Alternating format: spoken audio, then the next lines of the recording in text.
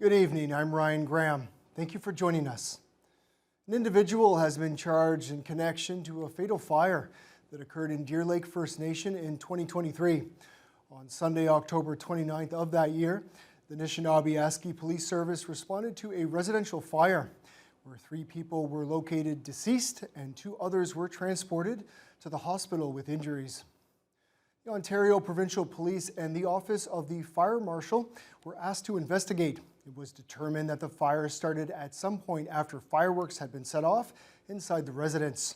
The 3 victims who passed away were 33-year-old Kyle Meekus, 37-year-old Thomas Meekus, and 36-year-old Jamie Meekus.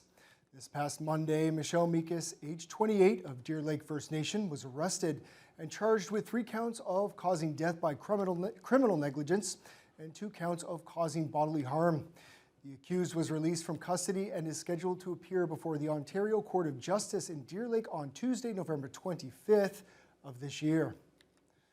Well, Canada is currently experiencing an increase in positive tests and outbreaks linked to COVID-19, leading to a number of growing hospitalizations across the country, according to the latest federal data.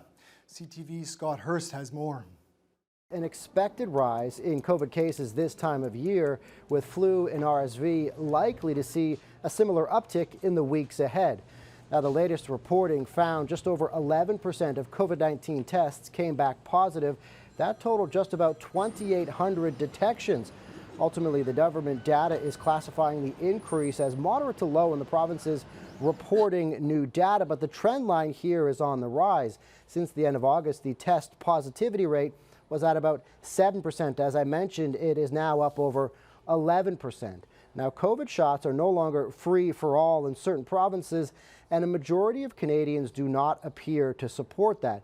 If you are part of a group deemed high risk, it is still free in every single province and territory. However, in Alberta and Quebec, for other people looking for the vaccine, those who are not deemed high risk, it could cost between $100 and $180. Here's more on the latest vaccine rollout from infectious disease specialist Dr. Isaac Bogosh. There's people who should be getting the vaccine, and then people who may get the vaccine. The vaccine is free of charge for everyone in the should get vaccinated category across the country. My take is that we should not be building barriers to vaccination. We should be lowering barriers to vaccination. Almost 60% of Canadians 6 in 10 would rather see the vaccines remain free for all. Just shy of 30% are on board with keeping it free for the high-risk groups, and about 11% believe everyone should have to pay for the vaccine. Now, if you're unsure if you qualify or are wondering about the COVID-19 vaccine, the best recommendation is to still consult your doctor or other health care provider, as medical health professionals believe the vaccine has been shown to be effective in preventing severe disease. Scott Hurst, CTV News, Toronto. A man born in Canada but adopted by American parents as a baby in the 1960s now finds himself stuck up north. CTV's Sarah Plowman explains. Terrence McBride is stuck in St. John and drained like his bank account. Trouble that started after he pulled up to the U.S. border in Calais, Maine in April, trying to head home to Georgia. I pulled in. Here, this is who I am. Are you an American citizen? Yes, I am. Where's your documents? He says he was detained for a day and a half. The 63-year-old was born in Canada but adopted by American parents as a baby. He says he's American but has a Canadian passport. The adoption records and documents he brought to the border weren't enough. I spent my whole life assuming I'm American. A couple of times I've crossed the border and they've said, hey, just so you know, you might need some stuff the next time you, but no big deal. Suddenly it's a big deal. McBride says officials told him not to try to cross into the U.S. again until he gets a U.S. passport or his citizenship number. As he tried to make calls to dig up the files needed, he had a heart attack. I thought I was dying. I just thought it was stress. I laid there for 2 days on the bathroom floor. For nearly 6 months, he's lived in hotels, his truck, and now this rooming house. He's had to give up his dog, is without work. He's fundraising to hire a U.S. immigration lawyer to help. I want to go home. They're the people that make me feel valued enough, loved, appreciated, thought of. I want to go there because I don't have that. I don't have that here. Kelly Ortega is a U.S. immigration lawyer. While McBride is not her client, she suggests he could file a Freedom of Information Act request to get what he needs. While he may very well have either green card status or even American citizen status, it's his responsibility to bear that evidence when he seeks entry. All of it takes time and money. It's just chiseling away at my heart. And my heart's breaking. We reached out to U.S. Customs and Border Protection for a comment, but did not receive one before our deadline. Sarah Plowman, CTV News, Fredericton. Well, as families gather around the table this Thanksgiving, the Salvation Army and Thunder Bay professional firefighters are now making sure no one is left out. For the 28th year, a free Thanksgiving dinner will be hosted for those who are struggling financially or lonely. Firefighters were doing prep work yesterday, peeling and chopping pounds of potatoes to get everything ready for the meal on Sunday. It will take place at the Salvation Army's Journey to Life Center from noon until 2 p.m. Kevin Anderson with the Firefighters Association says this event is something he looks forward to every year. Being on the street, seeing the need from the community, when Salvation Army asked us to partner, it was an easy yes to do it with them, and it's just we continue to do it every year. We've got people, our off-duty members here with their families. There'll be a bunch more on Sunday. It's a great way to give back, and everybody's happy to do so. You know, I think Thanksgiving is a time where we're very grateful that we can help others.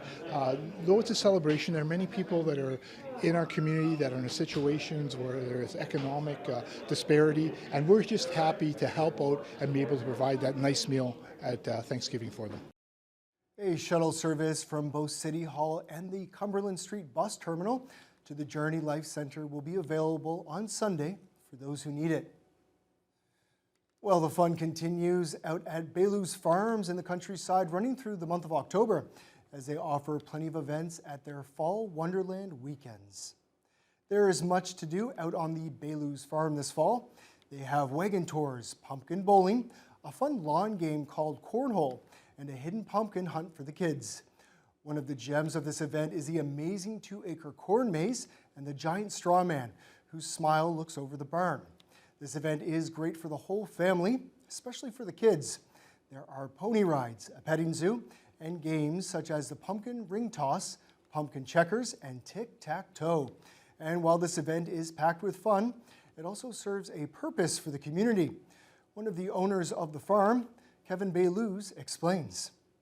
Well, one of our missions on the farm is to really connect people to where their food comes from, and that's getting harder and harder to do these days. But we find when we have activities like this that is fun for the whole family, it makes it worthwhile for them to make the drive out to the country, and then hopefully they get to see what a farm looks like, and the idea that that's where all of their food comes from is farms. If you haven't made it down there yet, there are 2 more weekends to do so. To try some apple cider, hold a bunny, or maybe buy a pumpkin.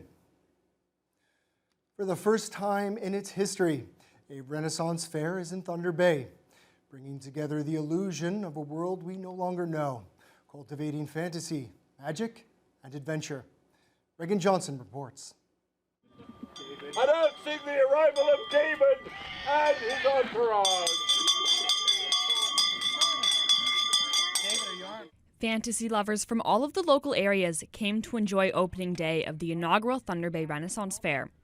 People came dressed as monsters, knights, witches, kings, and queens. Every costume you could think of was there. There was even an orc by the name of Jason Feller who helped organize the event.